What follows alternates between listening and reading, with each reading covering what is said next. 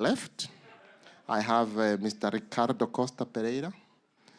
Ricardo is the founding member and president of the board of Mozambique Renewable Energy Association.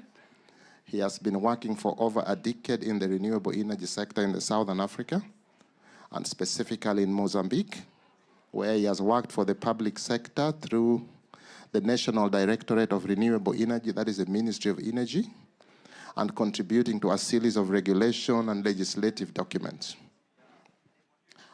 Immediately after Ricardo is Patrick Tanui, who is the head of policy and strategy for Google. Google is the voice of the off-grid industry in Africa.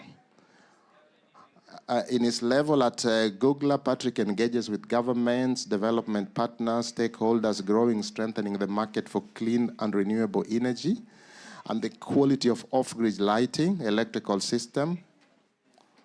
Immediately after Patrick is Jackie Kimeu.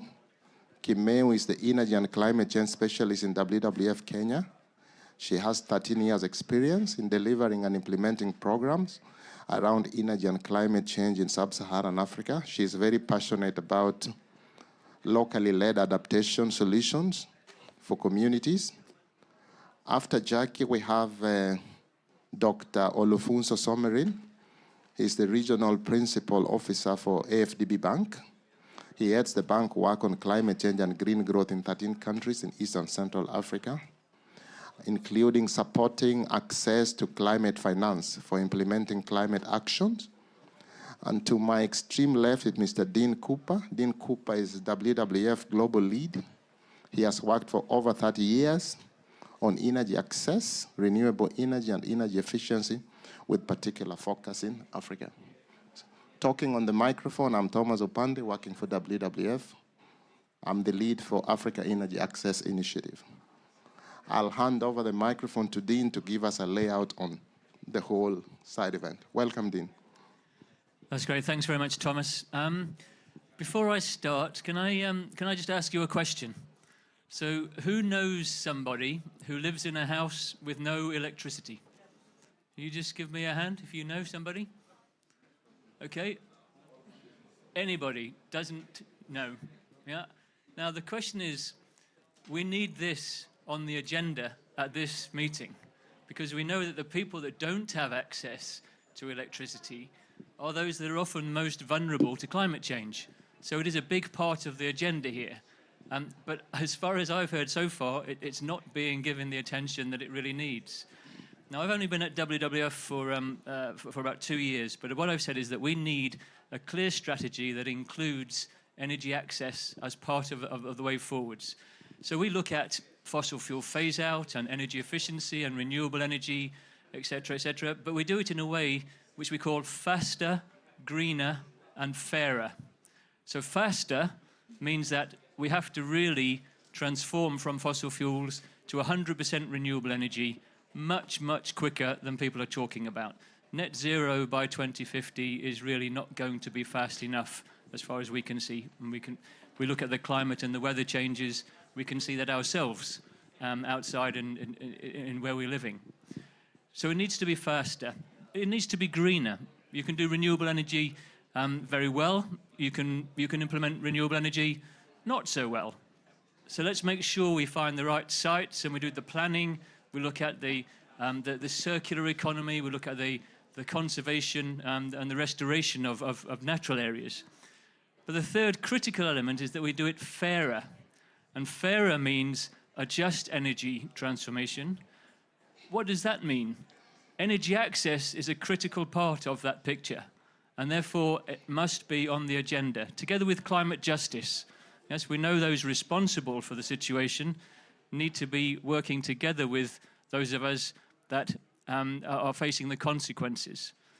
So energy access is the critical element we want to look at, particularly solar power. We know is off-grid solar is a big part of the solution, which we want to be trying to look at.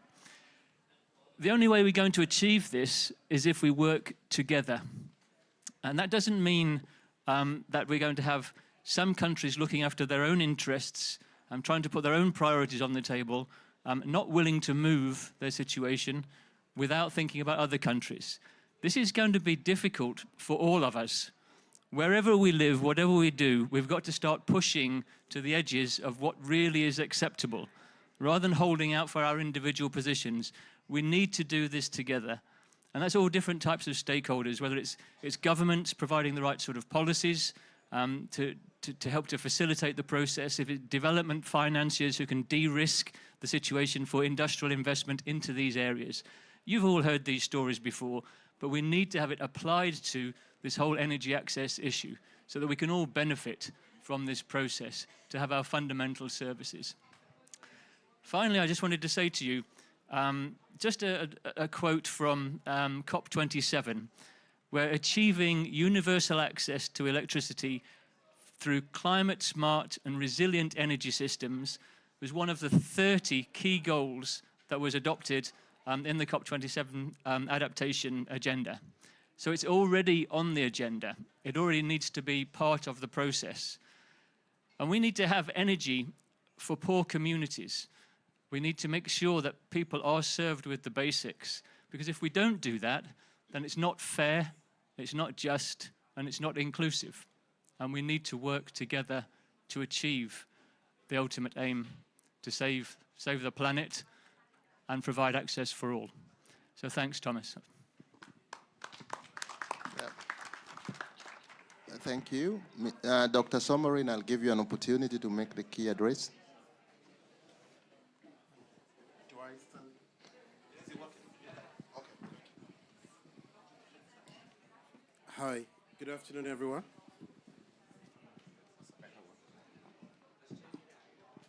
Yes. Is this better? Good.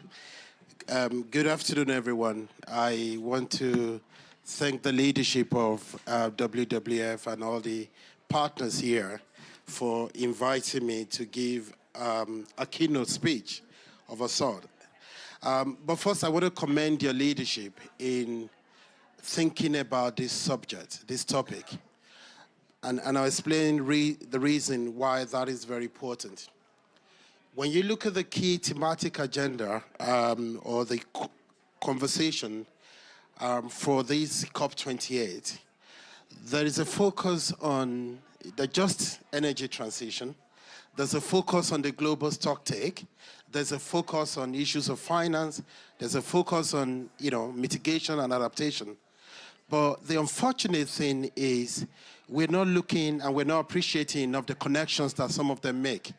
So the people who are in the just energy transition conversations are completely not talking to the people in the adaptation conversation.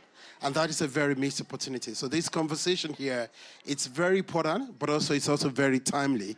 And why is it timely? It's timely because there are people on the front lines of climate risk right now who need this level of conversation, but more importantly, they need the solutions that can come from that. And again, I want to really commend your leadership, your thought leadership on that. Now, if you look at the topic of today, I think I'll tell you to focus on three keywords: energy, adaptation, and justice. And if you make a triangle, and put those words, and you understand the complexity that connects each one to another. Energy and justice, energy and adaptation, in fact, even adaptation and justice. And that is something that as we reflect on today, we appreciate, and I especially want to say that there is a role that decentralized energy plays when it comes to adaptation, more importantly, in a very just environment. Energy is an enabler for many things, and we keep hearing that over and over again. It's an enabler for increasing the adaptive capacity of local communities who are dealing with the brunt of climate risk on a daily basis. It's an enabler for the disparities and the inequalities that exist at the very local level. That in most of our countries, the poor keeps getting poorer, in a country where there is an abundance of resources and opportunities. And that injustice as well connects to issues of energy. I think in interest of time, because I really want us to have a conversation around the table, I want to emphasize on adaptation and energy, particularly decentralized energy system, and why that is very important for us. We have taken an analysis of all the nationally determined contribution submissions of all African countries, and I'm very biased towards Africa here. And what we did was to look into the adaptation component of these indices and to ask ourselves, to do a quick analysis about what key sectors you would anticipate are very important for the adaptation of many of these countries. Now, let's establish something here. Adaptation remains a priority of many African countries. And the way we see it, or the way I see it, mitigation is an opportunity. The key focus remains adaptation. But you see, when you hear a lot of the conversations around energy, we have this shift where we lump everything around energy into the mitigation space. Yet, when we unpack the indices of many African countries, it will interest you to know that the top 5 sectors are agriculture and food security, water, energy, social sector, social and health, and biodiversity. And so we limited the conversation around energy only to mitigation, whereas energy remains a key priority for adaptation, and energy is within our adaptation priorities and focus sectors. And that brings us to the question of how. How is that possible, or how is that going to become something of importance for us going forward? I want you to imagine a woman, a female-headed household led by a woman in northern Kenya, in a semi-arid region, who is achieving a productivity on a square, or on a hectare of land. But that productivity, it's equivalent to what the United States achieved, or achieved under that same hectare of land in 1910. Somebody in 2023 has a productivity equivalent to another country 110 years ago. And yet the person is the one that is still the most exposed and most vulnerable to climate change, and that is the person that needs to adapt and do things differently. I want you to understand the significance of the challenge here, because it's not just the climate change, it's also the fact that the level of development, the access to the knowledge, the productive capacity that is needed, it's very much undermined in many parts of Africa, and much more in semi-arid region. However, if that same woman managed to get access to a solar panel water system to irrigate that same 1 hectare of land, it's possible that the woman can achieve a productivity that is equivalent to what India has today. It may not be up to what the US has, but it's at best close to what India has today. Just by applying energy through water systems to drive irrigation systems and increase productivity on the ground. That is the impact of energy. That's the impact of the energy becoming an enabler for the water access, but also for agricultural productivity. I also want you to imagine a woman in another part of Africa, say Madagascar, who produces very limited food products. But unfortunately, because of the distance to market, because of the seasonality of some of the market systems, she loses about 35% of that to post-harvest losses. And it would have been different if she had access to energy systems for refrigerations that would have saved her that 35% losses. Because if you convert that 35% losses to income, that is something that would have helped her and perhaps put an additional child into school. I'm trying to create a human face of the value of energy here. And think about the ability of another woman who is a farmer in probably central Cameroon, and that is able to produce high-quality food products because the seeds are stored in good places, and together with an irrigator scheme, it's able to produce agricultural products that are available in the Dubai market. and you put a woman just out of a production, not only for subsistence farming in our country, but you put them in the global value chain of production. That is the power of a decentralized energy system. That is the power of what we need to do differently going forward. And there are tons of examples, and I think the report that you have worked on, and I really want to commend the thought leadership again, exposes those kind of innovative ideas and what kind of solutions that are very local and that are very potent and critical for increasing the adaptive capacity. Now, every time we talk about adaptation, and I want to close here, the question is, what does it mean? You know, if adaptation were to be walking around, how would I identify that that is adaptation? Now, it is very local in nature, so it differs from one point to another. But at least if we try to aggregate what adaptation represents or what it means, it's basically improved livelihood systems.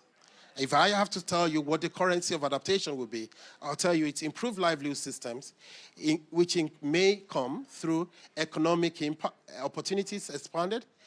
I'll tell you adaptation is access to technologies that are able to improve productivity and reduce the commensurate time, and that brings you in a competitive stage.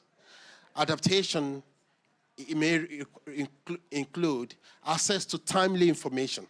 Sometimes it's not just information, it's about timeliness of that information that is able to help you avoid certain barriers and bottlenecks. And that is how we must relate to adaptation. We don't see it as something other people do, and some people that theoretical people do and trying to impose on us. It's something that borders and touches on every aspect of our lives, every aspect of our households, and every aspect of our well-being as a people. I want to close by just bringing to your attention that the African Development Bank remains consistent in expanding renewable energy assets in a very decentralized form. Over the years, and this is the innovation here, because over the years we've invested in production of energy or generation of energy at the grid system level, you know, of a centralized level. But we're beginning to recognize that in some of our countries, our geography is our destiny. A geography limits us in a way that it may be too expensive, it may be too impractical to think of everybody connected to the grid. Investment in off-grid energy systems are very critical, not just for energy assets, for the 640 million Africans without energy, but more importantly for them to be able to power the lives. The bank has developed financial institutions, and let me say that for some of us here who might be interested in decentralized energy systems, we remain available to work with you all. This is the beginning of a long conversation. I want to challenge you. Please, you have raised a very difficult conversation. Don't be discouraged. Continue to push forward, even when it's hard to do, and we remain a partner of choice to push this agenda with you forward. Thank you very much. Thank you so much, Dr. Somorin. I think you summarized almost everything. A key point which is coming is that we will continue to be vulnerable in Africa because we have very limited options for improving our climate sensitivity, but we can do something to include our adaptation capacity. And next, we will have a very interesting discussion, a presentation of a research which was done between Google and WWF.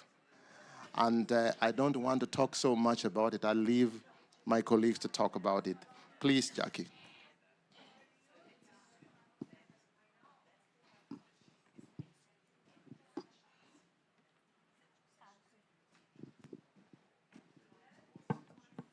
It works. Switch it, turn it on. Yep. Try. Yeah, good afternoon, and happy to have all of you here. Could you kindly put on the presentation? Yeah, based on what has been talked about by Dr. Somorin and also Dean, I do not want to emphasize on that, but really excited to share the findings of our research that we did in the course of the year on how can we really power adaptation, why is it important, and where is the justice element when it comes to Africa. We are talking about energy transition, but our focus, what are we transitioning to? So our focus as Africa, as we talk about energy transition, very key to us is energy access. And we want to show that, to change the narrative, we don't want just to power people's poverty. Light is not enough. People need energy for productive use of energy. People need energy to enable them build their resilience. So the narrative here should change, and I think this COP is putting this in the front. We want to show that really energy can enable communities, and poor communities really adapt and build their resilience to climate change. Talking about our partnership with GOGLA, as you all know, GOGLA is a membership organization that is working across with different communities and also on markets around off-grid solutions. Why off-grid? Because in Africa, we have 80%, in most of the African countries, people do not have access to off-grid electricity, which is also very expensive. So the solution that we have is to invest in decentralized energy systems, and this include solar, mini-grids, and other stuff like that. So our partnership with GOGLA comes from that lens. Next, please. So what is the challenge and what is the opportunity? During the Africa Climate Summit, we were challenged by our presidents not to talk about the challenges, but what is the opportunity? So for us, we see the opportunity on having energy. Next slide, please. Yes, next slide. Yeah, we have, as we all know, the narrative is around having 600 million people in Africa having not having access to electricity, and we have close to 1.9 billion people, again, not having access to clean cooking solutions. So where is the justice element in this when you talk about energy transition?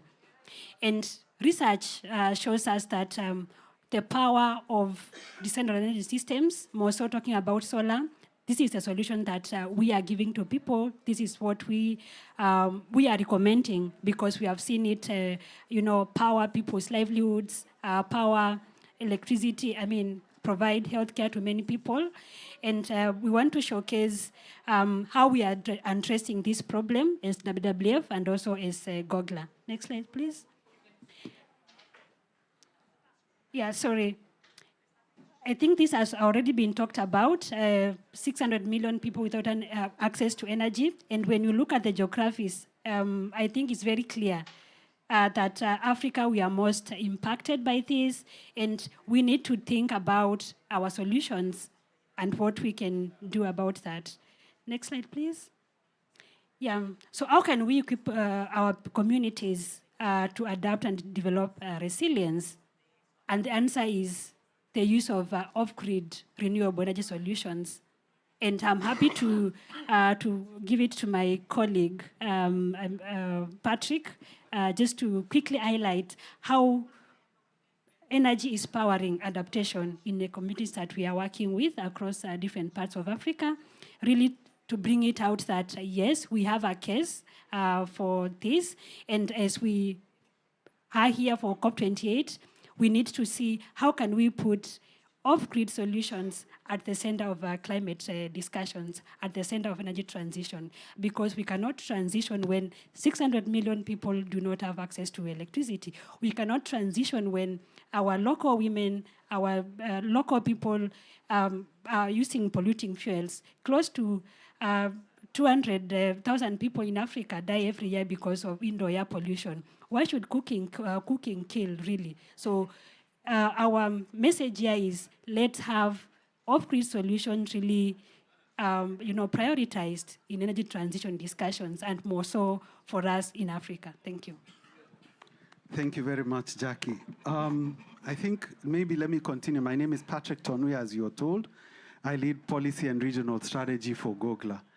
And speaking from where our colleagues have said, I think I heard a quote that was attributed to Bill Gates, where he was saying that in our climate conversations today, the people's side of it is really missing.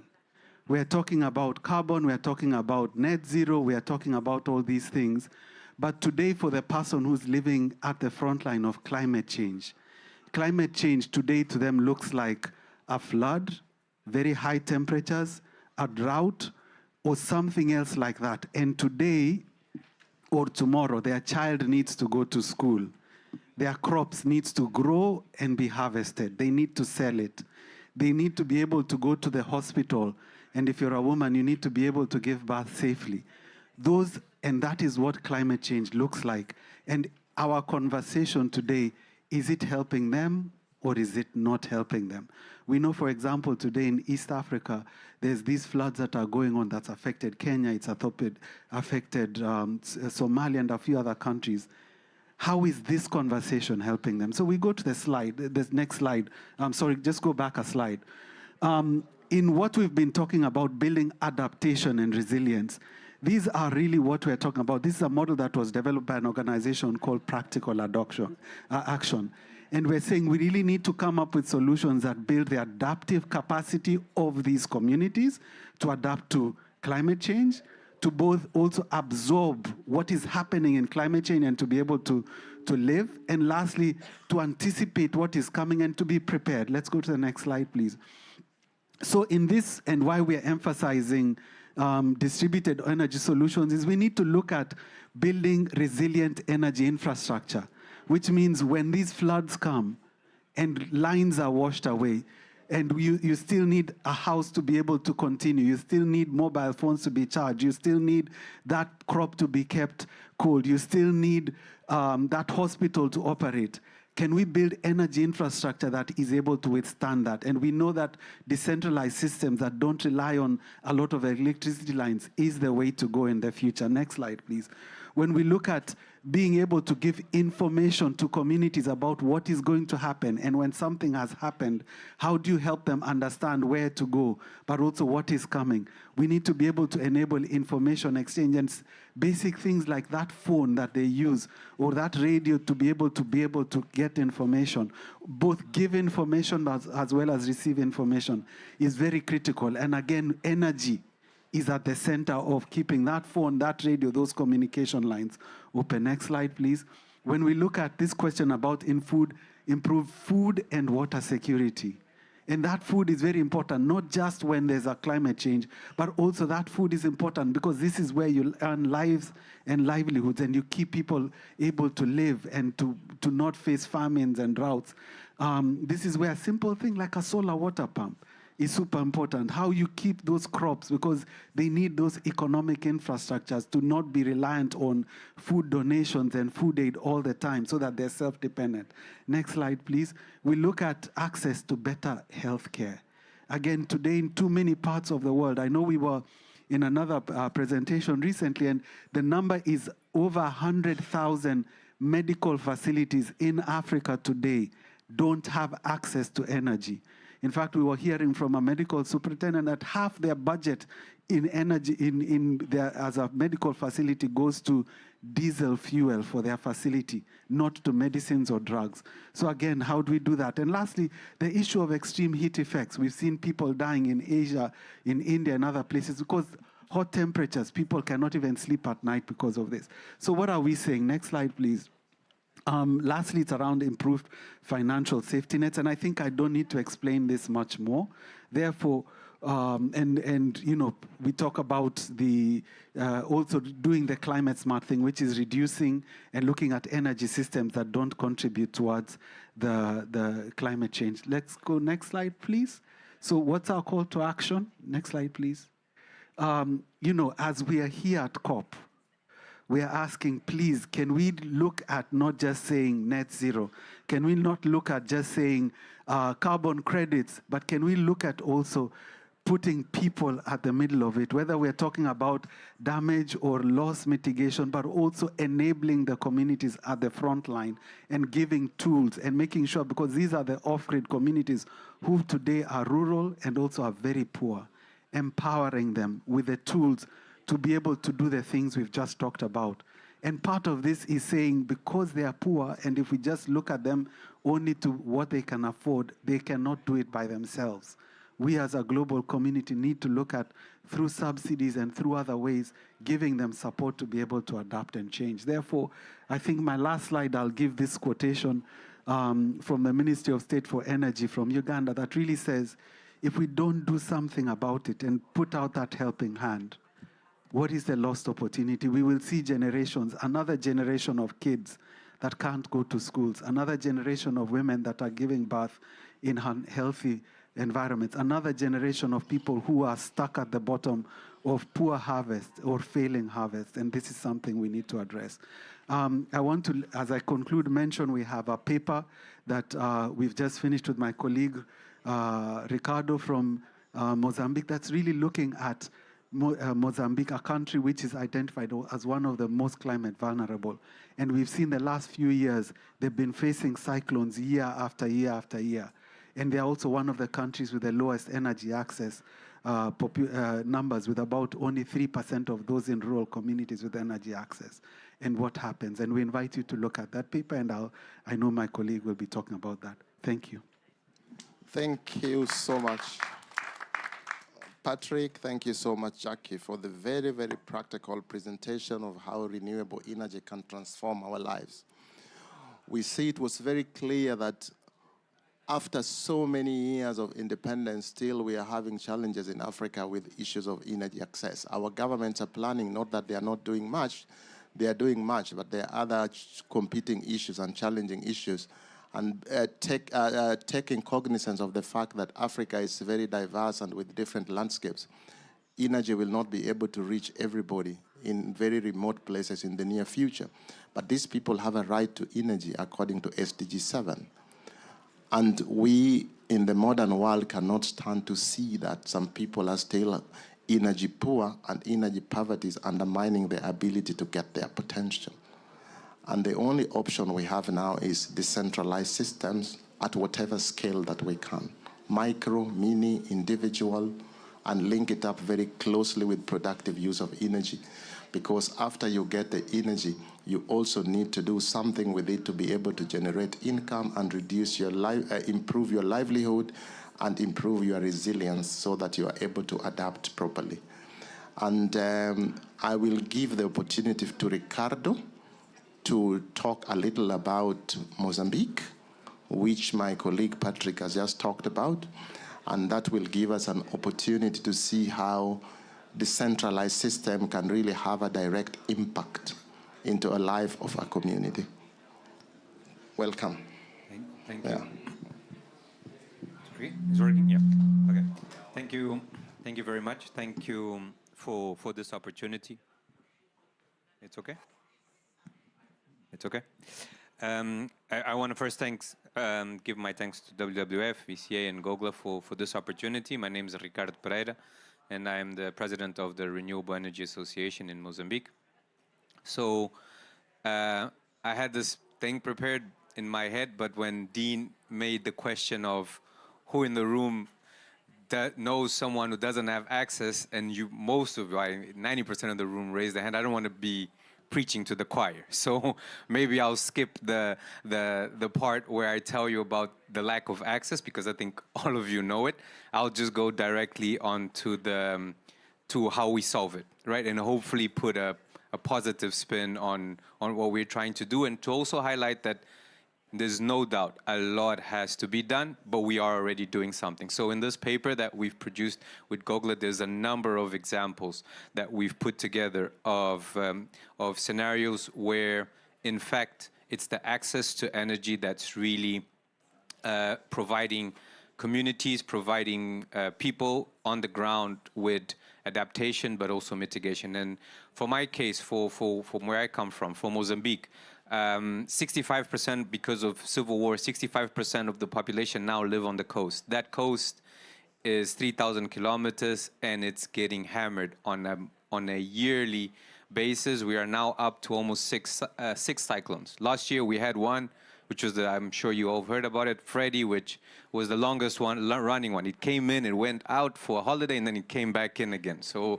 it's really, we're not talking about something that's happening later, it's something that's happening now. And I think, thank you for giving me this opportunity, because I think I can really bring it full circle. In Mozambique, there's an archipelago called Bazaruto Archipelago, which is one of our marine national parks.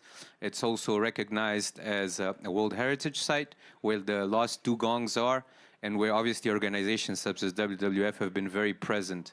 There's also a hotel. There's a 5-star hotel that charges you, $1,000 a night for you to stay. So it's really not accessible to a lot of people. And on the same island, on the north of the island, there's a health center that runs on maybe $500 a day and didn't have access. You had women giving birth on the light of a cell phone because then one nurse is holding the cell phone, so you don't have two hands helping. Vaccinations are not able to be cooled. Blood samples can't be taken. Data can't be sent because you're using a mobile phone, so you can't really say how many births you've had and so on. And all of this was possible to be changed through a $7,000, with $7,000 through the private sector initiative. So I'm also very happy to hear that yesterday a fund was launched here at COP for $30 billion that was looking how to challenge energy access, and at least 5 of those are going to the Global South. So with $7,000, the issues that I've just mentioned have now been solved, and $7,000 for a lot of people may not be significant, but in this specific health center, it's meant that, and it's been installed for a year, so it's meant that there's and now we have data on it, so it's meant that there's an increase on children's survival. It's gone up 95%. It has meant that health center for the first time now has real access to data and can get, because they are on an island, they can also receive the information and very rapidly know if there's a storm coming, if there's strong winds coming. They can prepare themselves. They can warn the community. They can warn the community near them. So I think it's about these issues, but this is a fraction. Patrick has just mentioned 100,000 health centers that we need to work towards, and so it's really just a fraction of what we're trying to do. And I think Mozambique, obviously, being a country where we know this is going to be, there's at least another 100 or 200 health centers that we need to go to, and knowing that this situation is going to be more and more prevalent, I really want to thank once again the opportunity of being here. Hopefully we can connect. I'm sure there's other examples on how to use it. In our example, we have taken the private sector, but it has been through climate financing. So they have only managed to put that there because someone has paid and it was a concessional grant that allowed it. But that's not always available, and that's drying up with all the other priorities in the world. And therefore, my biggest question and what I really need to bring back home is, how do we make that connection? How do we make sure that the private sector is pushed to go and deploy solutions where they are most needed, even though it hasn't been financially sustainable for them? I think I'll stop there. Thank you. Thank you so much, Ricardo. I see time is not on our side, but I wanted to push 2 very quick questions to Dr. Somerin and to Jackie and Patrick, and then I give you time to ask them questions. So, Dr. Somerin, what are the opportunities for unleashing Africa's private sector and capital to lead transformative investment in renewable energy? Everybody's talking about renewable energy, but we know that the capital cost is a little bit prohibitive, but it is cheap and sustainable in the long run. And that is a challenge for many people who cannot afford that initial capital. Thank you. I think just straight to the answer, the cost of the CAPEX, the capital expenditure for energy investment, is becoming cheaper over the time. I've been privileged to have this conversation about 17 years ago, and we thought renewable energy was too expensive. If you met someone then and compare the price now, it's a bit lower. Why is that cost lower? Largely also because the market is relatively developed. We've also developed the technology for it and be able to do economies of scales. But also there's a pool of capital and a combination of both concessional funds from development banks like ours, but also blended together with private capital. And over time, those capital, the capital base has been available for a number of programs. Let me tell you where I think the opportunity might be going forward, particularly when it comes to adaptation.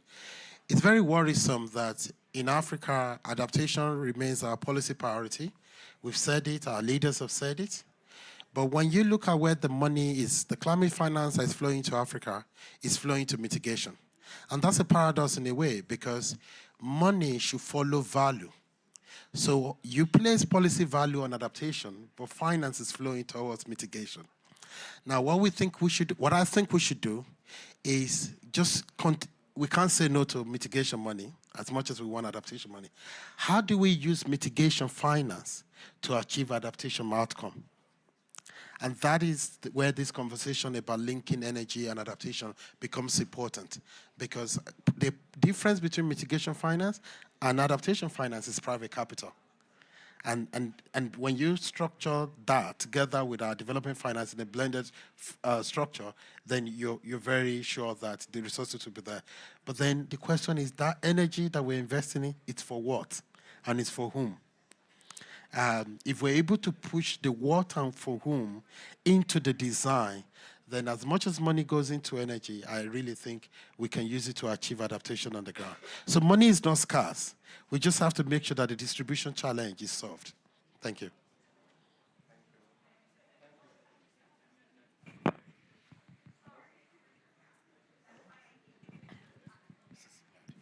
Yeah, thank you so much for being so precise and on point. My next question goes to Patrick and Jackie.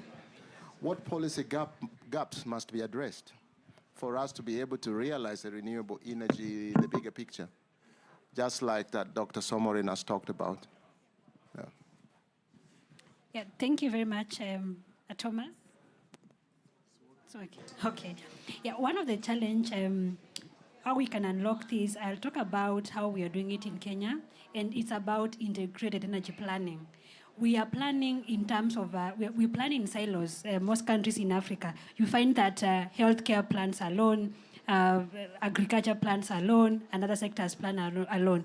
Yet, energy is supposed to be an enabler of all the sectors that we have seen here in the presentation. So how do we do it? Changing the narrative in terms of ensuring that energy planning is encompassing. You bring on board all the sectors that are involved in terms of addressing resilience issues, addressing adaptation issues. So we bring together all different sectors in Kenya to develop solutions that will really work for the local communities. We develop solutions for the fisheries industries, for the healthcare, and even for the households. So it's about integration. It's about breaking the silos. It's about all sectors of economy working together to support, adaptation and bringing energy in the conversation of all that. Thanks. Thank you very much, Jackie. Yes, I think maybe I would add in terms of the policy gaps, right, that need to be done. I think the first one is still very evident here, which is, as everybody's talking about these big climate goals, reduction of carbon and all that, in a meaningful way, how much are these solutions actually part of it, not just in the plan, but in also the measures that will be adopted and financed? That's the first one. The second one to me is in terms of on the ground, the plans and approaches that are adopted. For example, we've seen countries adopt food security plans.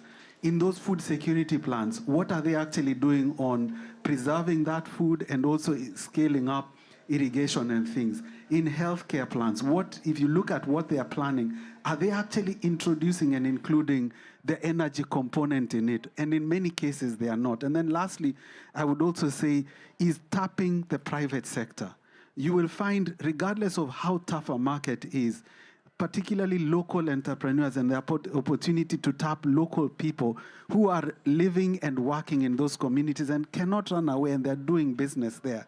Are we enabling them and also addressing the constraints that they have in terms of access to finance, access to the technology, reducing their costs and all that good stuff? Because keep in mind, the people and the communities that we are talking about who are beyond or living without energy access also happen to be the most vulnerable and the most poor, which means their ability to afford, if we only rely on without them, we have a big constraint. And what are we doing to address that? And the answer real is today, not enough. we're not doing enough to enable that. Thank you.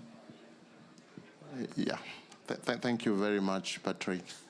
We are going a little bit late, and I quickly want to jump to anybody who has some burning issues. Yeah.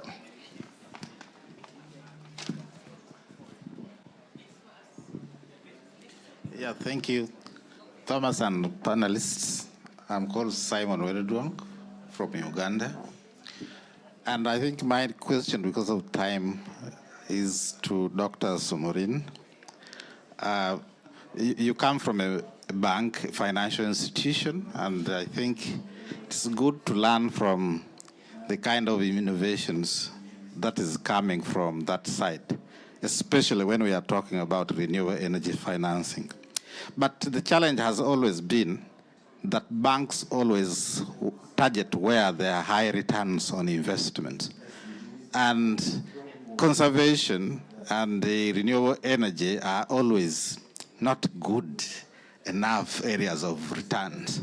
So I'm just asking, from the lessons you have learned of recent, how has your programming changed or has been influenced by the challenges of climate change, and what innovations are there for institutions like WWF Uganda, who do renewable energy work with the communities, such that financing can become affordable?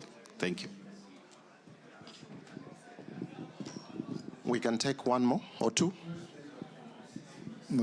Okay. My name is Laurent Saubin. I work for WWF. Ricardo, maybe I missed that. Those $700 coming from, who gave them? You certainly mentioned it, but I missed it. I don't know if it came with Freddie or from her coming back from holidays. He brought the 700 or on a serious note, my brother's son. I wanted to, you gave actually a solution, how to use the mitigation money for adaptation. Can you, in 1 minute, share one example of that, using mitigation money? In French, they would say détournement. So you, how do you say détournement? Something that's is meant for mitigation, you use it for adaptation. And that is punishable, you can be fined by law and so on. But yes, disclose it, please. You can answer those two questions as others prepare another set of two. Yeah. So it's about the design of the mitigation project. It's not take one money and give it to another person. So you develop an energy, but you have in mind what the energy is going to be used for. It is the use, the consumption pattern that drive and influence the design. So it's not just building road for the sake of road. For example, you're thinking of road to connect production area in agricultural landscape to consumption area. You're thinking of road together with transmission lines to make sure that, you increase access. So there's a shift away from mono outcome investment project to multiple outcome investment project. And I think energy for agriculture, energy for food security is that. But it's important to have design. The unfortunate thing is a lot of our production is largely about to report how many people that now have access, or to rather than to focus on the demand side, building for demand. Actually, in Africa, one of our biggest challenges is that our consumption is very low, and it's too low to drive additional investment. And we need, if we're going to industrialize, we need to drive the demand.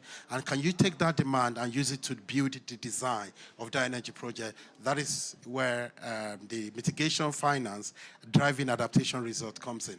So there's a question about the lending. And I think some of you here who may be interested in the work of AFDB. I'll be honest with you, the cost of lending right now is going to be significantly cheaper. When we compare, obviously, compared to what? Compared to 10 years ago, compared to 20 years ago. So today we can lend. In fact, we have a portfolio of about $2 billion annually for energy. and that's quite significant.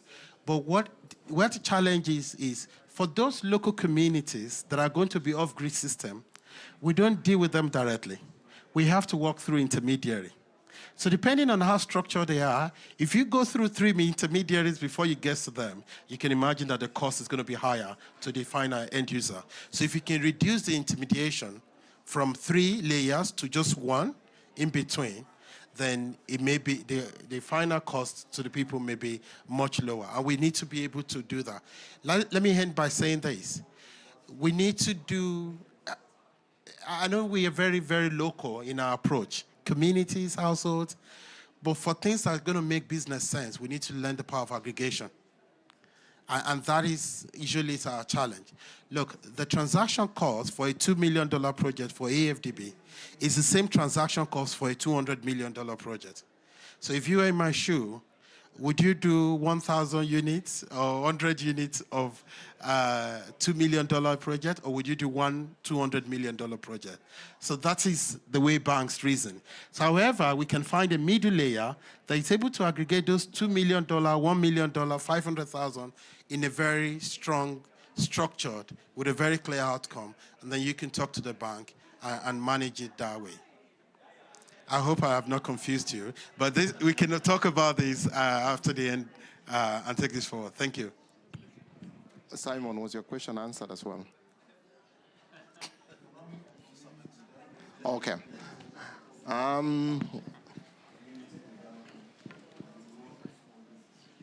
Thank you.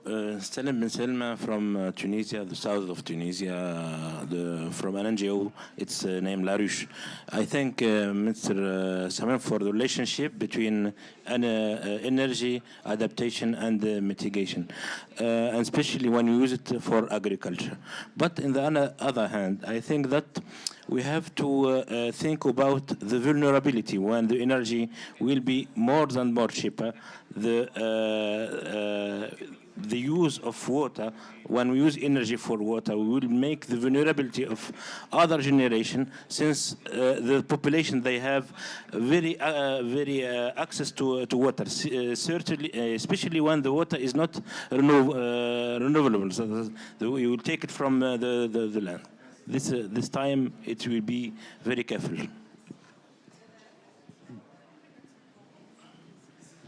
Patrick, you want to take that? I think what he's trying to imply is that renewable will make the process so efficient that you will in return take a lot of water and face water challenges. I think he actually makes a really valid point, and we have seen examples where that sustainability is not taken in mind.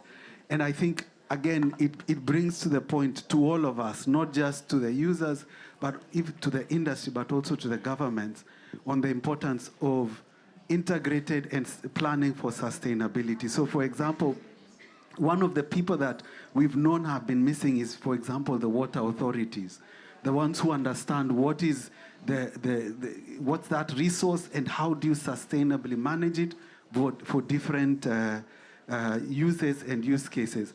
So I think for us, because standards, quality, sustainability is important. So if it needs to be regulated, absolutely, let's regulate it. But the answer is bring those people to the table, not leave people without access to it. So I think he makes a valid point, and it says we need to tackle this and tackle it right. Thank you. Yeah. One more burning question, and then we close.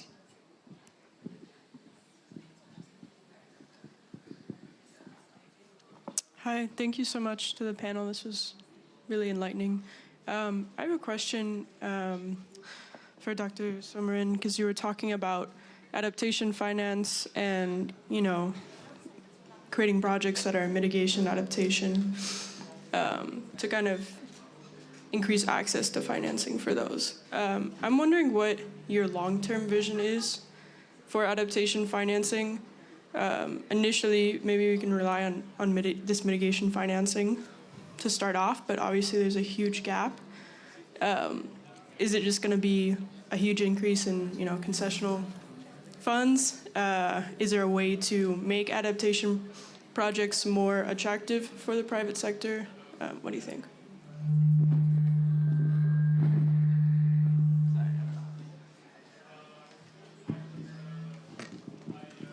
Well, I think you answered the question with those options that you gave. Let's agree around one thing. Adaptation is very complex. Very much in many of our countries in Africa is still perceived to be within the domains of the public good. If you provide water, water is seen as a right of people. Water is not necessarily seen as an economic, commodity, and that's a challenge in its own. Well, secondly, also, the reason why adaptation finance has been very small in the African context is largely because we've not been able to develop the business and the economic case that may be very attractive for the private sector. And that itself is also very challenging because it's a market failure of a sort, because some of the products and some of the benefits of adaptation are very critical for the sustainability of any private sector. What is the value of a stable ecosystem? What is the value of water conservation or soil conservation? We've just not been able to put a price on those ecological goods and services that are very critical for adaptation. The last point is, as we solve this problem, we must also understand in the shortest time that we need to use money or finance in a very smart way. Even the limited finance going to adaptation, we have to use them more as catalytic finance as opposed to full operational finance. So an adaptation project costs $100. You have concessional loan of $100 from AFDB, and you use everything for one single project. However, if you took that same $100 to divide it into 3 and put $30 for each project as a catalytic or risk-sharing facility, then you're able to use that to crowd in private capital. And we haven't done that in a very smart way, and I think we're also guilty of that. We need to be able to use development finance in a very catalytic way and perhaps be able to provide the necessary instrument we need for adaptation. Thank you. I'm just going to go, I think we're over time, so I just want to go very quickly. My concern with this discussion is that we could have been having this 20 years ago, and it's the same script. Yeah? The question is, why is it not happening? Now, there are glimmers of hope, and from a panel I've raised some of those, but clearly energy reflects this disparity and injustice. We're making that connection, but it's not just lights that we need energy to be productive, to earn income, to be able to have a sustainable future with the whole process. But we have to see, as a key message on here, it's an opportunity. Let's not keep talking about challenges, let's think about opportunities. We can go straight to renewable energy and do it in a clean way, rather than having to go through the fossil fuels and then steps to gas and another step. Let's go straight there. If we don't have energy access, let's do it right. And I'm very pleased to hear people like the African Development Bank, who I've spoken to for many, many, many years, actually admitting that perhaps they didn't quite get it right. Yeah? And things are starting to change. They're recognizing the need. I like your idea about this geography is destiny. And that's so true. If you were born into a particular location with certain the issues around, there's nothing you can do about it. You've got to deal with that situation. Yeah? And we've got to work together to try to find how we can bring the African Development Bank and other organizations to be able to address those sort of issues. But critically here, we've got to start making the connection between energy needs, energy access, and climate change. We know energy is starting to link to climate change, but exactly the message that was here earlier, climate change is not just about the weather, it's about food, it's about health, it's about education, it's communications, it's about life. So the bottom line is that we need to be working together to get these messages across from the people who know about not having electricity access, not having access at home. We know the situation. The people out there don't know, they don't realize. We want to work together, get a unified voice, get this message across, and make it happen. Okay, that's enough from me. Thank you. Thank you, ladies and gentlemen. Our time is up, and thank you so much for taking part in our side event. We are available for any side discussions. If any of you would want, we are available. Thank you very much.